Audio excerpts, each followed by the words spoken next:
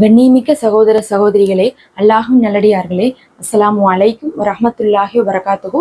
அல்ஹம்துலில்லாஹ். அல்லாஹும்ம ஸல்லி அலா முஹம்மதின் வஅலா ஆலி முஹம்மதின் வபாரிக் வஸல்லிம். இது உங்களுடைய இஸ்லாமிய பாதை சேனல். இன்னைக்கு நம்ம ரொம்பவே முக்கியமான அனுபவம் நிறைந்த ஒரு அமலை தான் பார்க்க போறோம். எல்லாருமே கேட்டா ரொம்ப ஆச்சரியப்படுவீங்க. அவ்வளோ அதிசயங்களை நிகழ்த்திய அமல்கள்னு சொல்லலாம். இதைவிட எளிமையான ஒன்றை உங்களால தேடி பிடிக்க முடியாது. அந்த அளவுக்கு இலகுவானது. ஒரு நிகழ்வு இல்லை, 2 நிகழ்வு இல்லை, ஒரு 3 நிகழ்வுகளை நான் உங்களுக்கு இந்த வீடியோலேயே சொல்றேன். அவ்வளோ அற்புதங்களை நிகழ்த்தியதாக இது இருக்குது. இந்த எளிமையான அமலை கொண்டே போதும் உங்களுடைய வாழ்க்கையில் இருக்கக்கூடிய அனைத்து கஷ்டங்களையும், துன்பங்களையும், துயரங்களையும் நீக்கி உங்களுக்கு தேவையான அனைத்தையுமே பெற்றுக்கொள்ள முடியும். நமக்கு எத்தனையோ தேவை இருக்கு, ஒவ்வொருத்தவங்களுக்கும் ஒரு தேவை இருக்கா, அனைத்துக்குமே இது பதில் கொடுக்கக்கூடியதாக இருக்கு. நபி ஸல்லல்லாஹு அலைஹி வஸல்லம் அவர்களே இதை வலியுறுத்தி இருக்காங்க. அல்லாஹ் குர்ஆன்லேயே பாத்தீங்கன்னா இதை நமக்கு காட்டி கொடுத்திருக்கான். சுபஹானல்லாஹ். நமக்கு குர்ஆன்லேயும் வந்திருக்கு, நபி அவர்களும் சொல்லியிருக்காங்கன்னா எவ்வளவு சிறப்பானதாக இருக்கும். நபி அவர்கள் இந்த அமலை அவங்களுடைய வாழ்நாள் முழுவதும் தொடர்ந்து செய்தாங்களாமா. அந்த அளவுக்கு சிறப்புமிக்க அமலாக இருக்கு. நீங்க எல்லாருமே இந்த மாதிரியான சஹீஹான அறிவிப்பிலேயே இந்த அறிவிப்பை பல முறை கேட்டிருப்பீங்க. ஆனா யாருமே நம்ம தொடர்ந்து செய்யறதில்ல. அதுதான் இஸ்திகஃபார். அல்லாஹுடைய தூதர் நபி ஸல்லல்லாஹு அலைஹி வஸல்லம் அவர்கள் சொல்றாங்க, யார் ஒருவர் இஸ்திகஃபார் செய்யறாங்களோ அவர்களுக்கு பாத்தீங்கன்னா அல்லாஹ் காணாத புறத்திலிருந்து ரிசுக்கை தருகிறான்.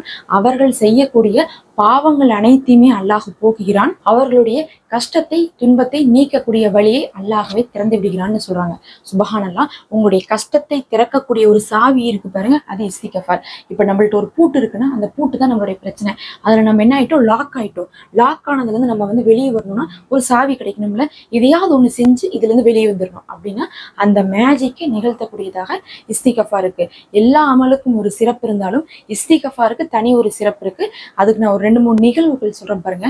முதல் நிகழ்வு ஃபர்ஸ்ட் அல்லாஹ் குர்ஆன்ல சொல்றதை நம்ம சொல்லிடலாம். அல்லாஹ் சொல்றான், இந்த ஒரு சமுதாயம் என்னிடத்துல பாவ மன்னிப்பு கேட்டுச்சுன்னா அந்த சமுதாயத்துக்கு நான் மழை பொழிவேன்.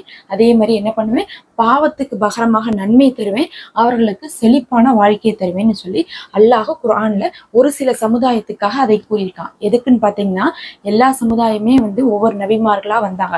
வந்தபோது யாருமே ஈஸியா பின்பற்றல, நிறைய தப்பு பண்ணாங்க.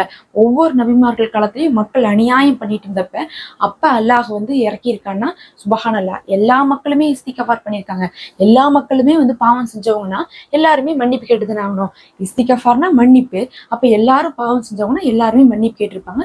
அப்ப பல சமுதாயத்திற்கு அல்லாஹ் என்ன பண்ணியிருக்கான், பாவ மன்னிப்பு கேட்ட போது பாவ மன்னிப்பை கொடுத்து அவர்களுக்கு அல்லாஹ் மழையை பொழிந்திருக்கான். இந்த இடத்துல மழை தானே அப்படின்னு நீங்க நினைக்காதீங்க. இன்னைக்கு நமக்கும் மழைக்கும் மற்ற விஷயங்கள்ல நேரடியாக பார்த்தா தொடர்பு பார்த்தா நம்மளுடைய தொழில்கள்ல இல்லாம இருக்கலாம். ஆனா அப்ப தொழிலே விவசாயம் தான். அப்ப மழை பொழியுது அப்படின்றாவே உங்களுடைய விவசாயம் செழிக்குது, உங்களுக்கு வருமானம் வருது, உங்களுடைய வாழ்வாதாரம் உயருது அப்படின்னு அர்த்தம். அப்ப எல்லாமே மழையை நம்பி இருந்துச்சு.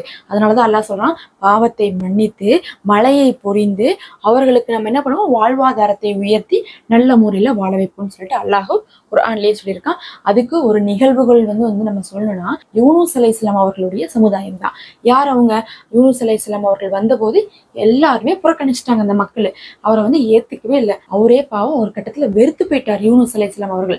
என்ன இந்த சமுதாயம் இப்படி பண்றாங்க, இவங்கள்ட்ட நான் நபியா மாட்டிக்கிட்டேனேன்னு சொல்லிட்டு அவர் என்ன பண்றாரு, போதும், இதுக்கு மேல என்னால பொறுக்க முடியாது, யா அல்லாஹ் இந்த சமுதாயத்தை நீ அழித்து விடு ரப்புல் ஆலமீனேன்னு சொல்லி அல்லாஹ்விடத்துல பொறுப்பு படைச்சிடறாரு. எப்படி பொறுப்பு படைக்கிறாங்க பாருங்க. இந்த சமுதாயத்தை அழிச்சிருன்னு சொல்லிடுறாங்க. அவங்க சமுதாயத்தை அவங்க பண்றதை பார்க்க முடியாம அவர் என்ன பண்ணிடுறாரு, அல்லாஹ்விடத்துல உன்னுடைய சாபத்தை இறக்குன்னு துவா செஞ்சுட்டு அவர் பாட்டு ஊரை விட்டு வெளியே போயிடாரு. ஆனா என்ன நடந்துச்சு, அல்லாஹுடைய தண்டனை இறங்குது. இறங்குறத அந்த மக்கள் பார்த்துட்டாங்க. பார்த்த உடனே அல்லாஹ்வின் மீது ஈமான் கொண்டுட்டாங்க. ரப்பே, நாங்க தெரியாம பண்ணிட்டோம், எங்களை மன்னித்து விடு, எங்களுக்கு நீ தூதரை அனுப்புன, அப்பயும் நாங்க புரிஞ்சுக்காம பண்ணிட்டோமேன்னு சொல்லிட்டு மன்னிப்பு கேட்கிறாங்க.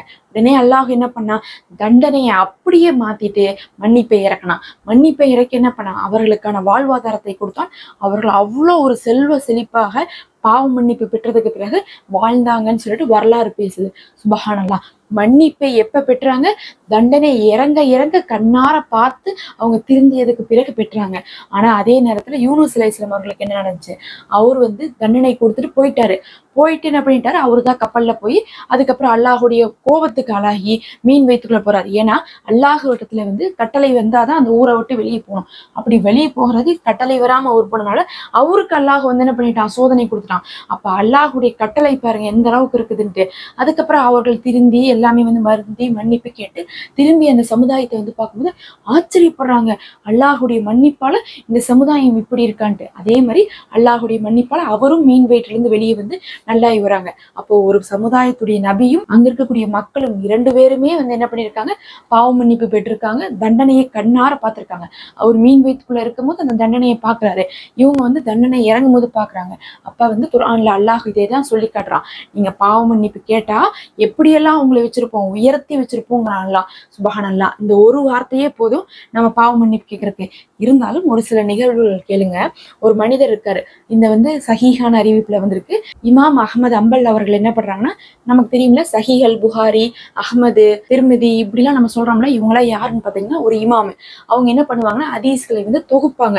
அதாவது வந்து நபி ஸல்லல்லாஹு அலைஹி வஸல்லம் அவர்களுக்கு பிறகு வந்து பார்த்தா ஹதீஸ்கள்லாம் வந்து பிரிஞ்சு பிரிஞ்சு இருக்குது, அதெல்லாம் வந்து மறந்து போயிடும், காலத்துல மாறி போயிடும் சொல்லிட்டு அனைத்தையும் தொகுத்து ஒரு புத்தகத்துல எழுதினவங்க தான் ஒவ்வொரு இமாமாக வந்து ஒரு முக்கியமான பல இமாம்கள் இருக்காங்க. அதுல வந்து அஹ்மது அம்பல் அப்படிங்கிறவங்க ஒரு முக்கியமான இமாம். அவர் வந்து பாத்தீங்கன்னா அந்த மாதிரி வந்து தொகுத்துட்டு இருக்காரு, எழுதிட்டு இருக்காரு. ஒரு நாள் வந்து பார்த்தா அவர் வந்து பிரயாணம் செஞ்சுட்டு இருக்கும் போது ஒரு ஊருக்கு போறாரு. இருட்டாயிடுச்சு. இருட்டானா என்ன பண்றாரு, சரி அந்த ஊர்ல இருக்கிற பள்ளிவாசலையே தங்கலான்னு முடிவு பண்ணிடுறாரு.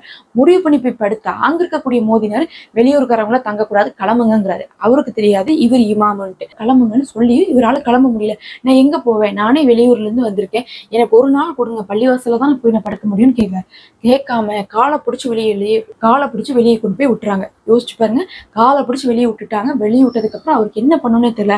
அங்க பாக்குறாரு, பக்கத்தால வந்து ஒரு ரொட்டி கடை இருக்கு. அந்த ரொட்டி கடையில வந்து பார்த்தா ஒரு மனிதர் இருக்காரு. அவர்கிட்ட பர்மிஷன் கேட்கிறாரு, இப்படி நான் வெளியூர்ல இருந்து வந்திருக்கேன், நான் உங்க வீட்டுல படுத்துக்கிட்டா, இப்படி பள்ளிவாசல சொல்லிட்டாங்கன்ட்டு. சரி படுத்துக்கோங்கன்றாங்க. படுத்திருக்காங்க. இவர் வந்து பாக்குறாரு. பார்க்கும்போது அந்த ரொட்டி கடைக்காரர் என்ன பண்றாரு, இஸ்திகஃபார் செய்யறாரு. இஸ்திகஃபார்னா பாவ மன்னிப்பு கேட்கறது. இஸ்திகஃபாருக்கு நீங்க அஸ்தக்ஃபிருல்லாஹ் ஓதலாம், அல்லாஹ் மக்ஃபிர்லி ஓதலாம், எது வேணா ஓதலாம். நீங்க எந்த துவா வேணா வந்து இஸ்திகஃபார் ஓதிக்கோங்க. இஸ்திகஃபார்னா பாவ மன்னிப்பு. தமிழ்ல கூட நீங்க கேட்கலாம், யா அல்லாஹ் என்னுடைய பாவத்தை மன்னிப்பாயாக மன்னிப்பாயாக மன்னிப்பாயாகன்னு கேட்டுக்கிட்டே இருக்கலாம். எல்லாமே இஸ்திகஃபார் தான். மன்னிப்பு கேட்டுட்டா அது பேர் இஸ்திகஃபார். அது வந்து எதுவா வேணா இருக்கலாம். அப்படி வந்து இஸ்திகஃபார் ஓதிட்டு இருக்காங்க. ஆனா எந்த இஸ்திகஃபார் ஓதுனாங்கன்னு குறிப்பிட்டு வரல. அப்படி ஓதுறதை பார்த்துட்டு இந்த இஸ்திகஃபார் உங்களுக்கு என்ன பலன் கொடுத்துச்சுன்னு சொல்லிட்டு இமாம் அஹ்மது அம்பல் அவர்கள் கேட்கிறாங்க, என்ன இப்படி கேட்டீங்க? எனக்கு எல்லா பலனும் இஸ்திகஃபார் தான் கொடுத்துச்சு. நான் இன்னைக்கு வாழ்க்கையில இருக்கக்கூடிய அனைத்துமே அதுதான். எனக்கு கடை கொடுத்ததும் அதுதான், நல்ல குடும்பத்தை கொடுத்ததும், எனக்கு நல்ல ஒரு தொழிலை அமைச்சு கொடுத்து, வருமானத்தை கொடுத்து, குடும்பத்தை கொடுத்துச்சு. என் வாழ்க்கையில நான் கேட்ட எல்லாவற்றையுமே கொடுத்துருச்சு. ஆனா ஒரே ஒரு குறைதான், ஒரே ஒரு விஷயம் மட்டும்தான் இன்னும் கொடுக்கல அல்லாஹ் அப்படின்னு சொல்லிட்டு அவர் சொல்றாரு. அது என்ன விஷயம்னு கேட்கறாங்க. அதுதான் வந்து இமாம் அஹ்மது அம்பல் அவர்களே நான் பார்க்கணும், எனக்கு ஒரு ஆசை, ஆனா அதுதான் என் வாழ்க்கையில நடக்கவே மாட்டேங்குது அப்படின்னு சொல்றாங்க. சுபஹானல்லாஹ். அதை கேட்டுட்டு இமாம் அஹ்மது அம்பல் சொல்றாங்க, நீங்க தேடக்கூடிய அந்த மனிதர் நான் தான். உங்களுடைய இஸ்திகஃபார் என்னை என்ன பண்ணியிருக்கு தெரியுங்களா, என்னை வெளியூர்ல இருந்து பிரயாணம் செய்ய வச்சு கரெக்டா உங்க ஊர்ல வந்து தங்க வச்சு பள்ளிவாசல்ல படுக்க வச்சு பள்ளிவாசல்ல இருந்து காலை பிடிச்சி வெளியே இழுக்க வச்சு என்னை தரன்னு இழுத்துட்டு வந்து உங்க இடத்துல சேர்த்தி இருக்குன்னா அந்த இஸ்திகஃபார் எவ்வளவு மகிமையானது. அல்லாஹ் உங்களுடைய பாவ மன்னிப்புக்கு கொடுத்த அந்தஸ்தை பாருங்கன்றாங்க. சுபஹானல்லாஹ். அவர் எதுக்காக ஓதுனாரு, அதாவது வீட்டுக்காகவோ வசதிக்காகவோ மட்டும் கிடையாது.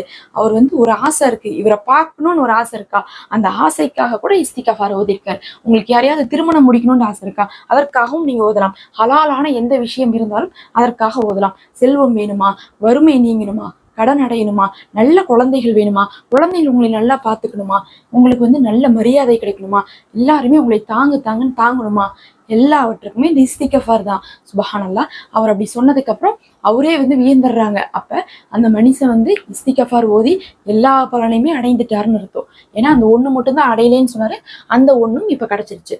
அந்த மாதிரி வந்து பாத்தீங்கன்னா இஸ்திகஃபார் ஓதுனா உங்களுடைய எந்த ஆசையா இருந்தாலும் எத்தனை வருஷமானாலும் அல்லாஹ் சரியான நாள்ல சரியான நேரத்துல கொடுப்பான். ஆனா கொஞ்சம் பொறுமை இருங்க. சிலருக்கு ஒரு நாள்ல கிடைச்சிருக்கு, எனக்கு ஒரே அமர்வுல கூட வந்து கிடைச்சிருக்கு. அதே நேரத்துல சில விஷயம் ஒரு மாசம் கழிச்சு கூட கிடைச்சிருக்கு. எல்லாத்துக்கும் ஒரு பொறுமை வந்து நமக்கு வேணும். அதனால வந்து பொறுமையோட மன்னிப்பு கேளுங்க. ரொம்ப ஈஸி. அஸ்தக்ஃபிருல்லா ஓதிக்குங்க.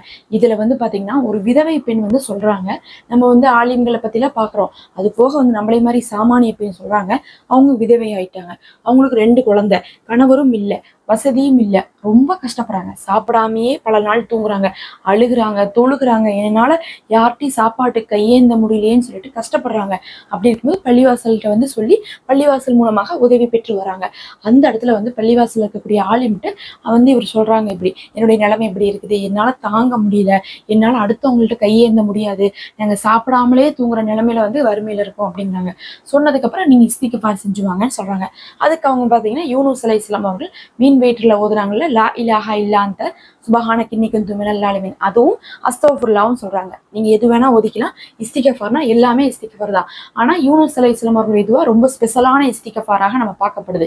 ஏன்னா நபி அவர்களே சொல்லியிருக்காங்க, அதை ஓதுனா உங்களை எல்லா கஷ்டத்திலிருந்தும் அல்லாஹ் வெளியே கொண்டு வந்துருவான்னு சொல்லி அதை வந்து ஓதியிருக்காங்க.